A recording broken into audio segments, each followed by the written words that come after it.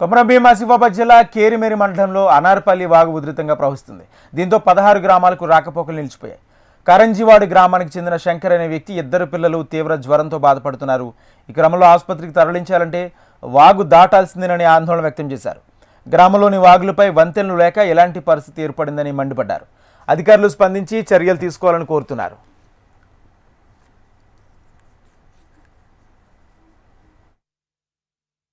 నేడు కురుస్తున్న భారీ వర్షాలకు కేరిమేరి మండలంలో ఉన్న అనార్పల్లి, లక్మాపూర్ మరియు గొరియాగూడ వాగులు చాలా ఉధృతంగా ప్రవహిస్తున్నాయి.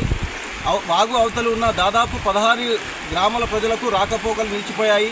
వాళ్ళకు అత్యవసర సమయంలో ఏదైనా అనారోగ్యం సంభవిస్తే వాళ్ళు ప్రాణాలు పోగొట్టుకునే పరిస్థితి ఉంది. ఇక్కడ ప్రభుత్వాలు ఎన్ని మారినా కూడా అనార్పల్లి మరియు లక్మాపూర్ వంతెన నిర్మాణం పనులు ఇంకా 10 సంవత్సరాలు గడుస్తున్నాయి. నేటి వరకు పూర్తి కాలేదు.